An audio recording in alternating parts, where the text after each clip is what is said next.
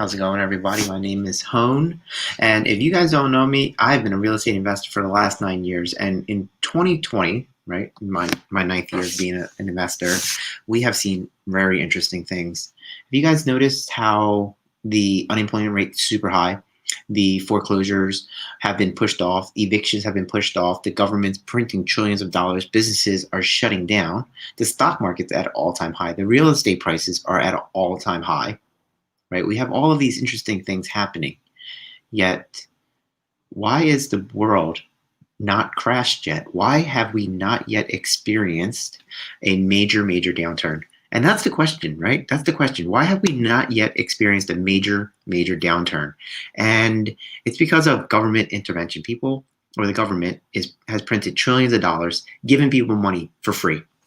And that is artificially propping up the government, or I'm sorry, the world, right? It's artificially propping up our economy. We have not experienced the big downturn. In 2008, I believe there were 3 million foreclosures. For 2020, we're over that number, but the foreclosures haven't started. Foreclosures haven't started because the government has not allowed for the foreclosures to happen. Also, the government has shut down court systems. So a lot of court systems aren't even open to process foreclosure if it were to happen, and the government sends out money. We are in a unique situation where the world shouldn't be so lively right now, right? People are bidding. Have you guys noticed? People are bidding on houses. Every single house on the market has been getting over asking. If your house is in decent shape, usually you will get a bidding war, and the houses will be bought for over asking. Yet unemployment is higher than it's ever been. Businesses shutting down. What is going on? So it's artificial, and with anything artificial, it can't last. So something's going to happen. Something's going to happen in the world, and banks. And so I'm in the banking industry too, if you guys don't know. So I'm in the banking industry as well, and banks are starting to get a little nervous, right? Banks are starting to get a little nervous. If you tried to refinance recently, you might have noticed that the banks have tightened their guidelines. They've tightened their guidelines. They have taken down the loan to values. They have asked for higher credit scores. They have checked for forbearances. So forbearance is a word that most people learned about in 2020, kind of like coronavirus. You learned about that word in 2020. So forbearances are where you don't have to make the payments for months and months and months. So even if you're unemployed, you still have your house. You're not being foreclosed on because of this unique situation. But banks are very nervous right now. And if the banks are nervous, they start acting in ways, or they start taking actions. I'm sorry. They start taking actions to prevent a major disruption in their business. So they're starting to liquidate a lot of their notes, right? They're liquidating notes that are delinquent, these toxic assets. They learned from 2008, get rid of these things quicker. Don't be the last one holding the bag. You're the last one holding the bag. You're in big trouble. Big trouble. The banks want to liquidate their notes for a couple of reasons. So with a bank, if they have an asset, meaning it's this thing, the paper, the mortgage, right? If they have this asset that is generating income, they can lend at multiples. So for example, let's say the mortgage is $100,000, the note's $100,000, and it's being paid on, and the person's on time, right? So it's a good asset. The bank is able to lend on that $100,000 note. They might be able to lend $1 million, right? They might be able to lend $1 million. The opposite happens too. If they have this note for $100,000 and it's not being paid on, it's a toxic asset. It's debt that is just eating away at them. They get scrutinized for that, and it's like, hey, your bank's not doing well. We're gonna have to restrict how much money you get to lend. And if they have more money out than they're allowed to have, then they get in a lot of trouble. Banks get regulators come down on banks a lot. The whole Dodd-Frank thing, that was just to like really make sure that the banks are doing what's right, and every line is being read, and just making sure that the bank isn't going to be in a liquidation problem situation. So anyway, first question we got from Ryan: when do you think we will see the mass foreclosures? Forbearance won't last forever. So there's two parts. I'll leave that up. So mass foreclosures is going to be a thing. When, though, is we don't know. Every time in Philadelphia, which is where I am, right, in Philadelphia, they kept saying that, oh, the eviction moratorium is going to end on, let's say, May. And then they pushed it to June, and then they pushed it to July or August, September. Now they've pushed it to January, right? So they've pushed it months and months and months and months. The forbearances may be the same thing, right? So why am I sharing all of this? Well, you guys already know that that's happening. And every investor seems to also feel the same way, right? They feel that, okay, all of this is going to have to come to an end at some point. When the market turns, and tell me you guys agree with this. When the market turns, the economy goes down, prices go down, credit tightens, all of that happens all at once, right? We're going to look back and go, well, duh, this should have happened a while ago. Like, we were all anticipating for this to happen. It just didn't happen for a very long time. Do you agree that you're just going to feel like, kind of like, okay, there it is. Yep, that's exactly what I thought was going to happen. Unemployment super high, businesses are shutting down, tenants aren't paying, like, duh, right? Kind of like duh. So when it's not if it will, it's when will it? And I think people are so they're so well informed of that, yet their actions often don't reflect that. And so what do I mean? What do I mean by that? That their actions aren't reflecting that? Well, the people are paying over asking for a bunch of houses. People are buying houses. People are acting like nothing's changed. People are buying cars. I've talked to a lot of friends have dealerships. And I talk to them like, how are you guys doing? Oh, we are sold out. People have bought so many cars, so much. We don't have any inventory. It's like, it's nuts. People are spending like crazy.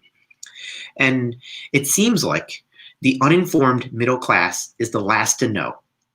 And they live in this like ignorant bliss where they think things are just going to be great. Things the way they are right now is how it's going to be. And then it's going to crash. And every investor who thinks it's going to happen has been stockpiling cash, right? They've been cashing out. They've been selling their assets.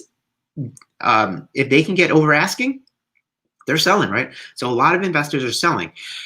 Now, why am I saying all of this stuff? Well, there's an opportunity, right? There's an opportunity that's coming your way, obviously. But do you know how to cash in on all of this opportunity? So what are the opportunities? Well, properties are going to come your way. The owners, who are the ones who get to sell, they will need help. When they can eventually evict their tenants, they're going to evict their tenants. But then by that point, they're going to be like, dude, I'm out. I don't want any piece of this property anymore. Just take it from me. Do you know the best way to close on it? So there's three things, right? There are three things that is key to making this operation work. Lead flow is number one. Number two is funding or financing. And then number three is operations, like operational excellence, right? Those three things. Lead flow, where are these properties? Funding or financing, however you want to call it. We'll talk about that soon. And then three, operations, value add. How do we make this thing make money? The person who owned it had the opportunity to make it make money, but they didn't. That's where we come in. We come in and we add the value to it. We reposition the asset and we make it make money, right? So you need those three things. So lead flow. Why am I having this conversation with you guys? Because me and you, if you're watching this video, whoever you are, right? You may come across a deal and you may not know how to deal with the property. So that's where you bring it to me. And you might want to do the deal and you say, Hone, I need funding, or Hone, I need somebody to reposition the asset so that we can make money from it. Cool. So you're the deal flow, right? And then we work together and we make the deal happen. Or maybe you have the funding. You have the funding because you were one of those who stocked up on cash because you were afraid of the economic downturn. So you stocked up on cash. And then you're like, Hone, I need something to put this money into so we can talk about that, right? So I'm putting together a team of experts, attorneys, short sale experts, negotiators, bankruptcy specialists, all of that, right? I'm putting together this team so that we can reposition and have operational excellence. That operational excellence is how we're going to turn around these assets so that they make money. Lead flow and financing. So let's talk about financing. So there are people who have cash, and if you have cash, cool, that's your financing source, you just buy it all. But if you don't have the cash, how do you get the cash? Well, maybe we reposition it where you can use the seller's cash, meaning you can take it over subject to, maybe they don't have a mortgage, you can do lease option or seller finance. Maybe you can do a wraparound mortgage if they do have a mortgage, right? You can also do contract for deed. Now, if they're in a pre-foreclosure situation, do you know how to reposition a pre-foreclosure? So that's where the team comes into play. And if we reposition it, we can figure out the financing as well. Short sale. So short sale is how you buy the property. And as you guys all know, it's buy low, sell high, right? That's the basic. But so with the short sale, you get to buy low. Now, once you buy it low, what are you going to do with it? Now, if you're buying it low, but everything else is low, you need to learn how to buy it lower. And that's where the short sale negotiators come into play. So situations like that, if you don't know what to do, then you're not going to be able to make the money out of the opportunity. That's where you need a team. I'm building this team. And I want to work with you guys because you guys will provide the lead flow. You guys might provide the financing. You guys might be part of the team of experts to reposition the asset. Whatever it is, it's those three things. And I'm putting out this video because I want to work with you. I don't know who you are watching this video right now, but I want to connect. So truthaboutrei.com, go there, sign up. I just put that together like a second ago. And I put it out there so that I can stay in contact with you as I'm putting this together. And I will tell you, this is where we are. This is where we are, right? So I'm putting together something. And we don't know when the opportunity is going to come.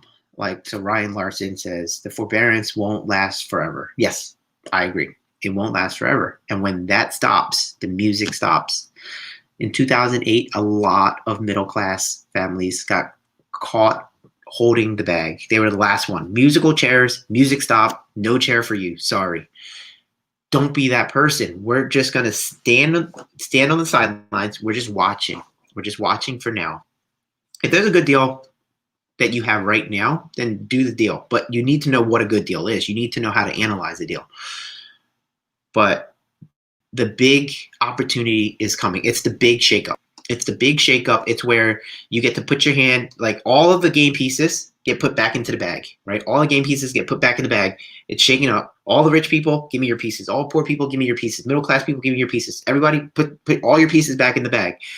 And everybody gets to dig back in and get new pieces. Now, the problem is you need to know how to put your hand into the bag. And what does that mean? Knowing what to do with a short sale, knowing what to do with a subject to, knowing what to do with pre-foreclosures or bankruptcies or seller finance or master lease or any of those things. Knowing what to do with those allows you to put your hand in the bag and grab more pieces. This is the big shakeup. This is where investors have a quantum leap in their financing. Right, a quantum leap in their financing because of the appreciation that occurs. You buy a property for super cheap because of the situation. You wait it out a little bit, that property values start coming back up, right? Or you pick up more assets. So right now you might have 10 properties. What have you picked up? 40 more properties, and now you have 50 properties, and eventually you reposition them where they all cash flow. So instead of having 10 properties produce income for you. You have 50 properties producing income for you. This is the big shakeup. It's coming. We all know it's coming. We just don't know when. And so because we don't know when, we don't know how to play the game right now. We don't know, do we buy now? Do we just wait? Do we sell everything? Like, we have this weird limbo. The downturn will come. It has to. There's no money in the economy right now. It's like fake money. It's government printed money.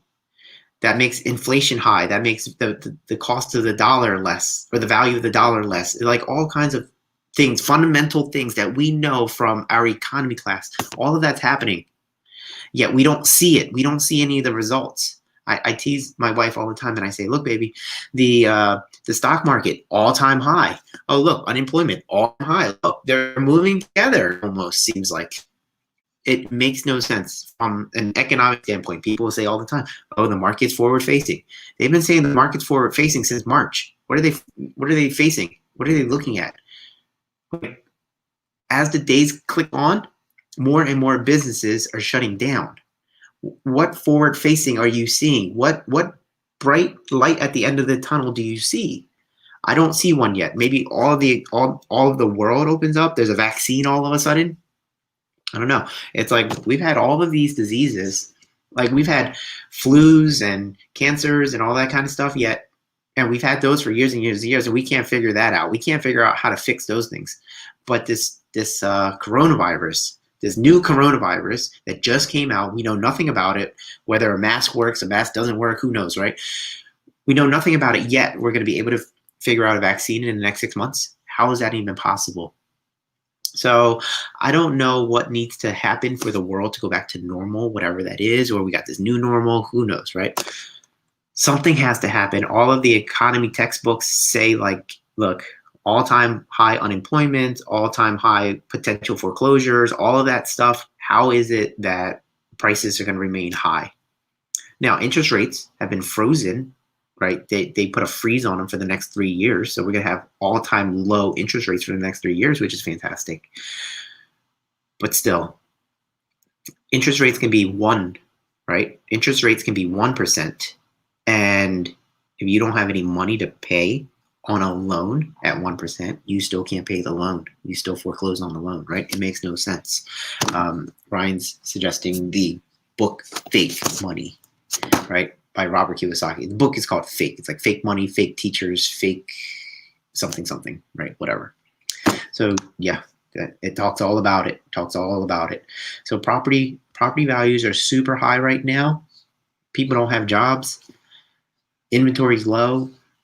Something's weird.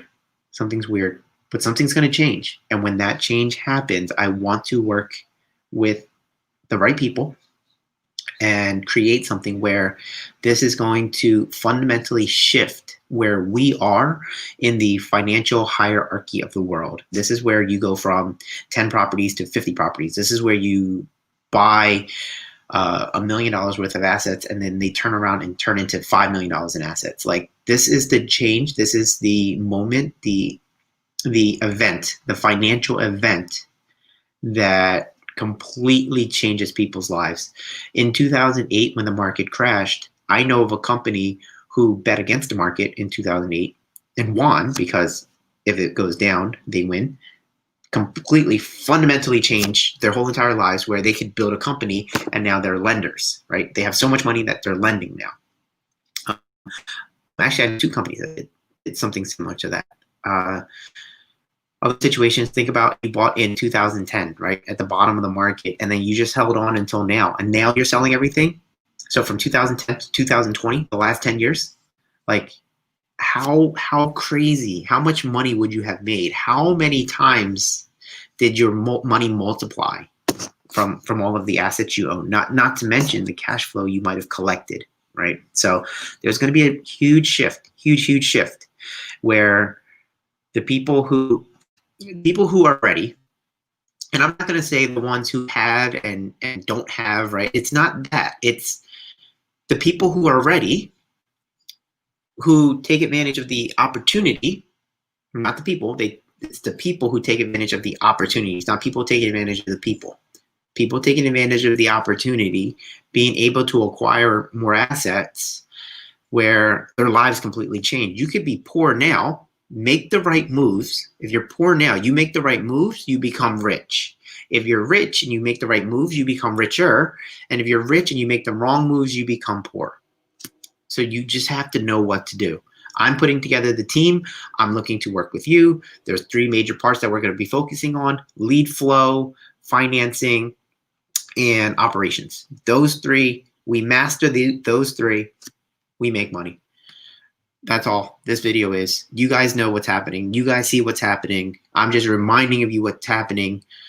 Nobody has a crystal ball. Nobody really knows what's going to happen. But I want to work with people and start to put together a plan. Stay ready so you don't have to get ready, right? Stay ready so you don't have to get ready. It's happening. Now, here's a prediction. Ryan says, so we should see a large economic shift February 2021. Maybe. Or maybe the government just keeps on printing. Or maybe, depending on who wins the election in November, maybe the market goes down. Right then and there. Bang! Like instantly. Or it goes back up. Who knows? Who knows? And that's the crazy part. Nobody has any idea what's going to happen. Put the right team in place. Let's find these properties. Let's acquire more assets. Let's work together as a team, because then we'll be able to take it down. Now, there's that thing. How do you eat an elephant? And then the saying's always like, one bite at a time. And I'm thinking, if you're going to eat an elephant, eat it with a bunch of people, because you can't finish an elephant and it will spoil by the time you do get around to eating the whole thing. So eat the whole thing with a bunch of people. That's what this is. We're working as a team. We will be able to take down more properties, right? I think you guys would agree to that. We will be able to take down more properties together versus any one of us alone. So that's what I'm doing. I'm putting it together now. I want to work with you. So go to truthaboutrei.com, truthaboutrei.com. Go to that and sign up. And then I will know who is interested and we'll start talking. I have no idea what this is going to be. I don't. But I do know that there's something that's going to happen and we got to prepare for it. So I'm going to make something. We're going to build something. It's going to be fantastic. So looking forward to working with you guys. Looking forward to improving our financial situation, having a quantum leap in our financial situation, right? And it's up to us. All right, guys. So that's it. Hopefully you enjoyed this video. Share this with friends. Let other people see this video, because I want to work with a bunch of people. We can take down more assets together. All right, guys. All right. See you guys later. Bye.